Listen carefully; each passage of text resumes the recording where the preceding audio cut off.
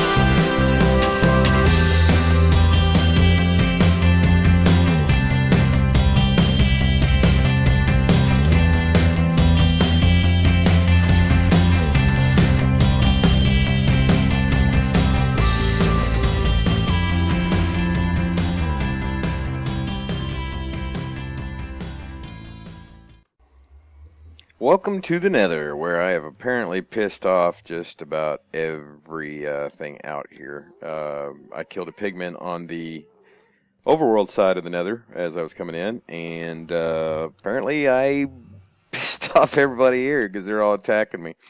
But what we have here is a skeleton spawner.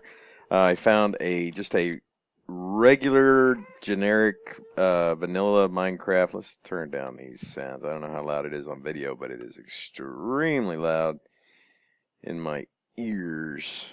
Let's go pretty low here. Now, I was not 100% sure this would work, but I went ahead and snagged that spawner, and I put it in here. Come on, man. You know I'm working here.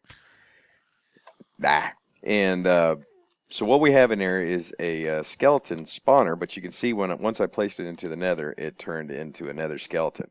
And that is just any generic skeleton spawner. Now, there are tons of these roguelike dungeon skeleton spawners where the skeletons wearing crazy armor and stuff like that, but I didn't really want to use that because I'm not sure if that will work or if I'll still get the I may try it down the road because there's they're everywhere in those dungeons, but I may try that down the road. But for the necrotic bones and come on, really, man? There you go. For the necrotic bones, what we have is, the skeleton spawner, and then down there are diamond spikes. We have a vacuum hopper that is pulling out experience, going over to the drum, and then, of course, everything else goes into the obsidian chest here. The obsidian chest is the same thing as the diamond chest. It just has a kind of explosive resistance. I have a filter pipe here with a filter trying to take out all this crap I don't want, but I think it's looking for the exact damage value because I'm still getting them. So what I'll probably do is switch that out with a fuzzy logic filter. Excuse me, the only reason I didn't do it is I couldn't remember how to make one. And it's not really in there. So, or it's not really in any eye telling you how, but I'll figure that out and we'll get that fixed up so I'm not getting all these stone swords and crappy bows. But we have a little AFK area right here. This is just an effable glass. You can go through it. You really can't get out these ways, but you kind of got to hop. But over on this side I have stairs so I can just go in and out. It's slabs so we don't have any zombie pigmen spawning in there. So this is where we're going to get all our necrotic bones. We have plenty of them now. I guess I don't need all these. Now I can't make these with the transmutation table or tablet because it has no EMC value. The rest of the stuff I could probably dump into a energy condenser or something, but they don't spawn that fast. If you notice, they're really slow. Don't see a ton of these coming out of there. What in the heck? And there's not that many of them. That's why I want to see if I can maybe find a... I want to test those other skeleton spawners, see if those work. So I'm going to head back over to the overworld and put these new hearts together so we can get our health up a little bit. Not that it is really seeming to be an issue with this gym armor, but hey, man, ounce of prevention, you know what I'm saying? So we'll be back in just a sec. Well, that took a little bit longer than I really intended. I thought I had enough of the red hearts to come over and just knock these canisters out, but I didn't. I did have to kind of AFK for a little bit. I was a few short, but now we're okay. We got enough for the heart canisters. And that takes the jeweled apple. These aren't cheap. This is 4 diamonds in an apple, and then the empty canisters, which are real easy. They're just aluminum. The red hearts and the necrotic bone. I think that's the right recipe. So we're going to just make these 10 because we need these to make the yellow heart canisters. So now we've got 10 more red heart canisters. Well, that scared the crap out of me. So let's take a look at the yellow heart canisters. We need a golden apple, which we can pull out of the table. Not going to be cheap, but we got plenty. So we need man, where are these hiccups coming from? We need 10 of these. And then, of course, we need our yellow hearts. Right there. So now we just come over and we should be good to go. All right, there's our hearts. So we're just going to take those and put them right there. And now we should start getting the second row.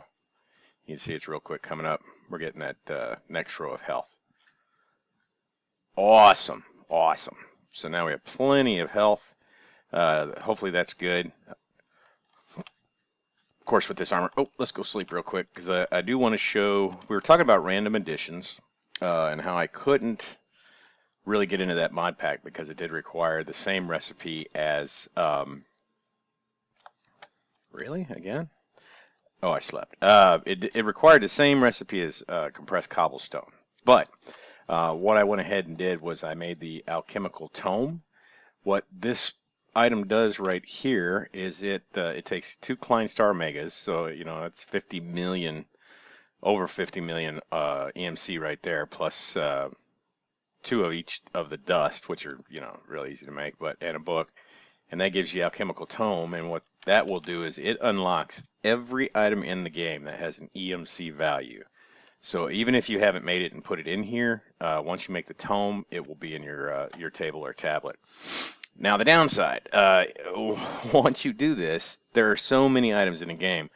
Finding things starts to become a little pain in the butt because, like if I just want to get stone, just like regular stone, you'll notice now that it's coming up with so many other things that have stone in it that it makes it really hard to find it. But what you can do is if you have one, you can slap it in there, and of course then you can find it. But searching, once you do that alchemical tome, just searching makes it a real pain in the butt. But what it did allow me to do was actually be able to use it, and that's what we have over here. This is our random additions building, and next episode we'll talk about what that stuff is and how it all works. It's a pretty cool mod. I think it's still early on in the mod.